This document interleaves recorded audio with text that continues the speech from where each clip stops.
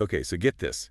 Imagine a brand new country, fresh from a revolution, trying to figure out how to actually govern itself. Ooh. That's the scene in the U.S. during the Federalist Era from 1789 to 1801. Okay. Think towering figures, bold policies and debates that echo even today. Yeah, it's like watching a nation being born, right? With Totally. all the excitement and uncertainty that comes with creating something entirely new. And you've given us a stack of sources on this era. Oh, yeah. Slides, images, you name it. Absolutely. And it's fascinating stuff. Yeah. So we're going to unpack the big picture and highlight some intriguing specifics that stood out to us. Consider this your express lane to understanding the Federalist Era. And why it still matters today. Exactly. Now, first things first, we got to set the stage. Yeah. We're talking right after the Constitution was ratified. Delaware was first in line, Wow. and New Hampshire made it official as the ninth state. A fun fact for you there. Yeah. And of course, this all leads to the election of George Washington, the very first president. Talk about pressure. Oh. I mean, not only did he lead the Continental Army during the Revolution, but he also presided over the Constitutional Convention. No wonder he was elected unanimously. He was seen as a unifying figure, a symbol of stability in a time of great change. And speaking of big names, let's not forget Alexander Hamilton, Washington's Secretary of the Treasury. He was a key player in the Federalist Party, which, from what I'm seeing in these slides, believed in a strong central government. They saw it as essential for national unity and economic growth. Mm. Remember, the U.S. was a fragile confederation at this point, and the Federalists believed a more powerful federal government could prevent the country from fracturing. They were also big on trade and industry, right? Right. Not exactly fans of a purely agrarian society. They believed in a diversified economy and saw the potential of the U.S. to become a major commercial power. Think merchants, bankers, landowners. These were the folks who tended to align with the Federalist vision. So Hamilton, with his ambitious financial plans, fits right in with this crowd.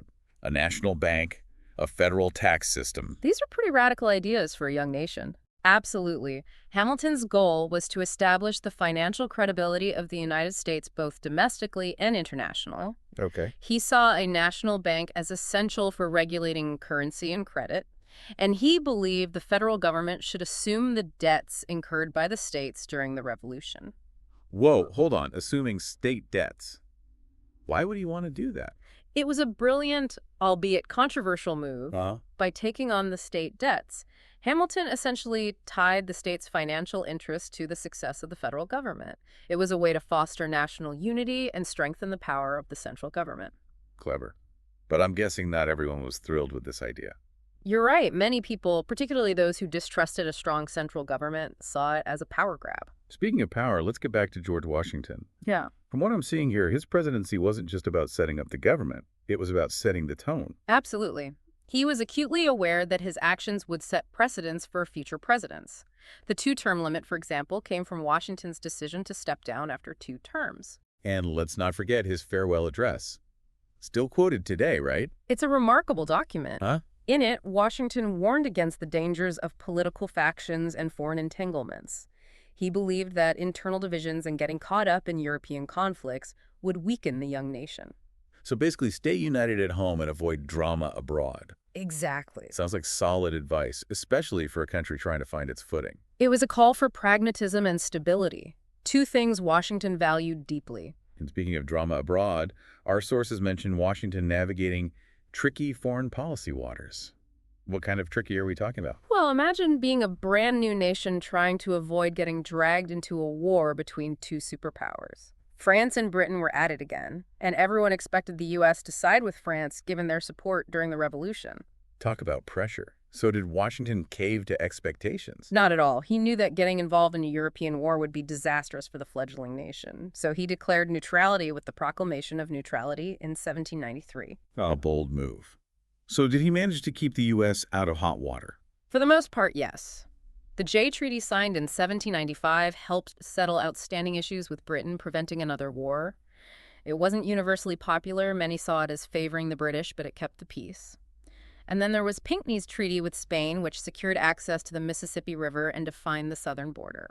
Okay, so Washington navigates all of that. But what about his successor, John Adams, takes over as the second president? And he's a Federalist too, right? That's right, a leading figure in the Federalist Party. But his presidency was, shall we say, a bit more turbulent. Take the XYZ affair, for example. Ooh, that sounds juicy. What happened? Well, picture this. American diplomats are sent to France to negotiate a treaty, and they're met with French agents demanding bribes just to talk. Hold on, bribes. Just to have a conversation? That's outrageous. The public was furious, and it nearly led to war with France.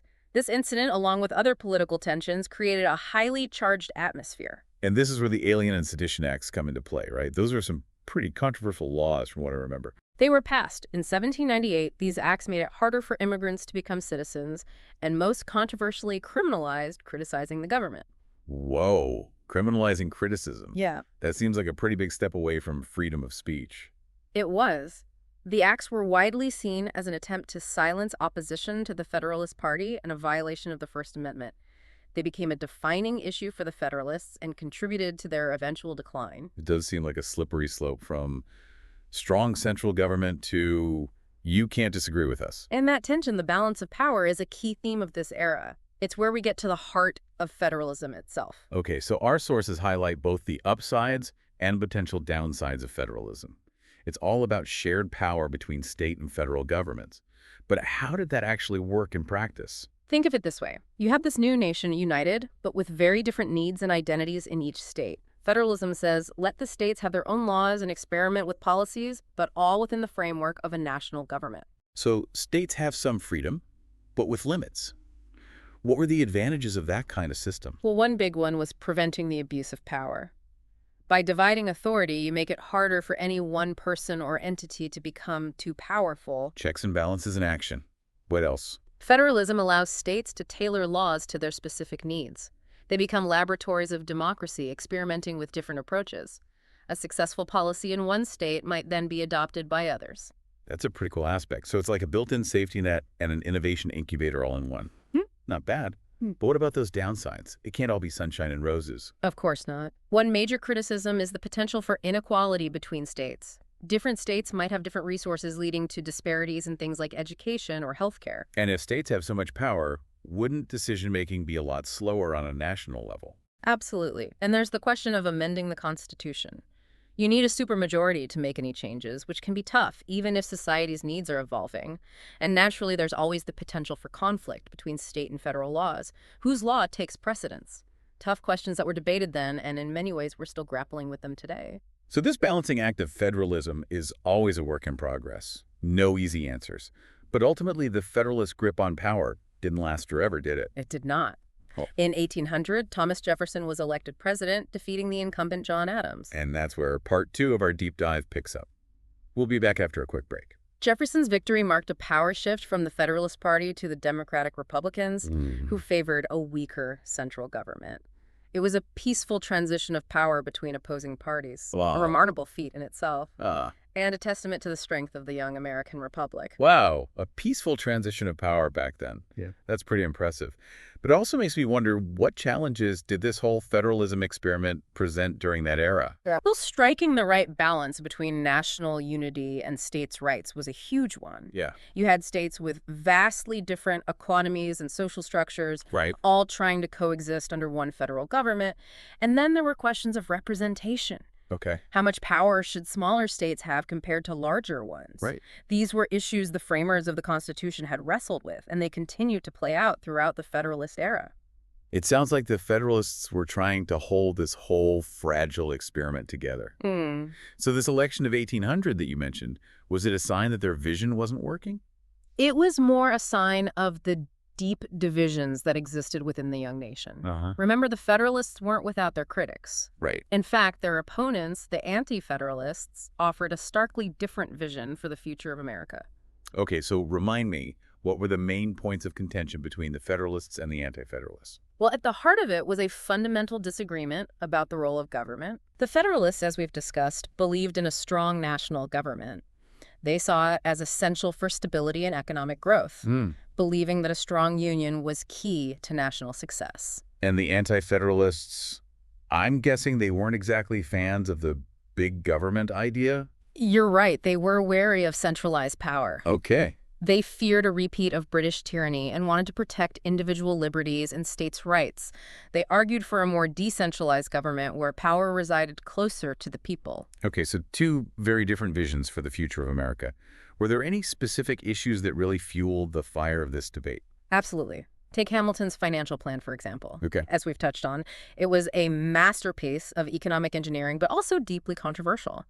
Remember, it called for the federal government to assume state debts from the Revolutionary War, create a national bank, and impose tariffs on imported goods. Right, and didn't those tariffs include things like excise taxes on whiskey and other goods? They did, and that led to one of the most dramatic events of the Federalist Era, the Whiskey Rebellion of 1794.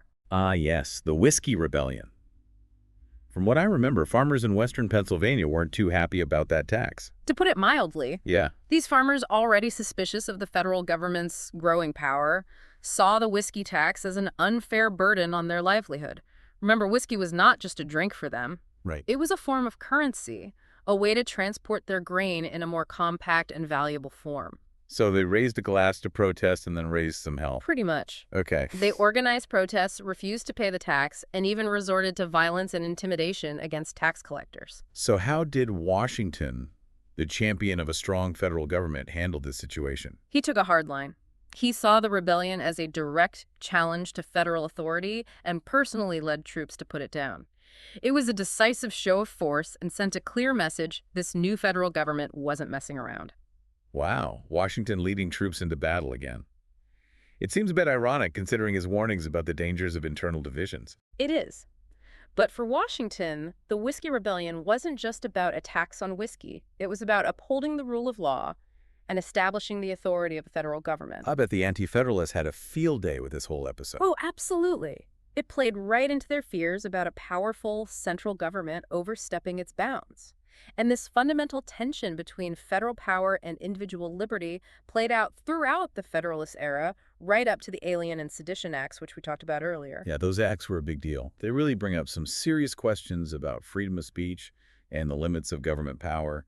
Do you think their legacy is purely negative? Well, they certainly cast a shadow on the Federalist legacy, but they also serve as a cautionary tale, a reminder of the dangers of sacrificing individual liberties in the name of national security or political expediency. We still wrestle with these issues today. Think about the Patriot Act after 9/11, or the ongoing debates we have around online censorship. The echoes of the Alien and Sedition Acts are still there. It's fascinating how history can repeat itself, or at least rhyme. But getting back to the big picture, what other lasting impacts did the Federalists have on the U.S.? I mean, they were in power for a relatively short period, right? True, but their influence was profound. Washington's presidency, as we discussed earlier, set some crucial precedents. His insistence on neutrality in foreign affairs, for example, shaped American foreign policy for generations. Even today, the debate over interventionism versus isolationism can be traced back to Washington's farewell address. So Washington's influence went way beyond his 2 terms. What about John Adams? He only served 1 term, but surely he left his mark too, right? Absolutely. His presidency, while tumultuous, demonstrated a commitment to avoiding war with France, even in the face of intense public pressure. And despite signing the controversial Alien and Sedition Acts, he also played a pivotal role in shaping the judiciary. Wait, how so? Just before leaving office, Adams appointed John Marshall as Chief Justice of the Supreme Court. Marshall went on to serve for over 30 years and had a profound impact on American law, strengthening the power of the federal judiciary. So even in defeat, Adams made a move that would shape the future of the nation. It's amazing how these individual decisions can have such a ripple effect. Okay, so we've talked about the triumphs and the controversies of the Federalist era, but I'm curious, what was life like for everyday people during this time of immense change? That's a great question, Yeah. and one that historians are still exploring. I mean, it's easy to get caught up in the big names and the political battles, but we can't forget that history is made up of countless individual stories. What were some of the everyday challenges people faced? Well, imagine a world without the infrastructure we take for granted today. Travel was arduous and time-consuming. Communication was slow and unreliable. Snail mail and bumpy roads, got it. What else? And the economy was undergoing a massive transformation. The U.S. was shifting from an agrarian society to a more industrial one. So life was tough for a lot of people. Did these changes create new opportunities as well? Definitely. The rise of industry created jobs and stimulated economic growth, particularly in urban areas. Cities like New York and Philadelphia were booming. But this growth also brought challenges overcrowding poverty and social unrest. It was a time of both progress and upheaval. And all this happening while the nation is trying to figure out its identity on the world stage. Must have felt like a constant state of flux. Did people back then have any sense that they were living through such a pivotal moment? It's hard to say for sure, but their letters and diaries reveal expressions of both hope and anxiety. Some people embraced the changes and saw America as a beacon of liberty and opportunity. Others were more cautious, worried about the potential for tyranny and the loss of traditional values. Sounds a lot like some of the debates we're still having today. So what can we learn from the Federalist era that might help us navigate our own complex political landscape? One key takeaway is the importance of finding a balance between individual liberty and the common good. The Federalists believed that a strong central government was essential for national security and economic prosperity, but they also understood the need to protect individual rights. It's a delicate balance that we're still trying to strike today.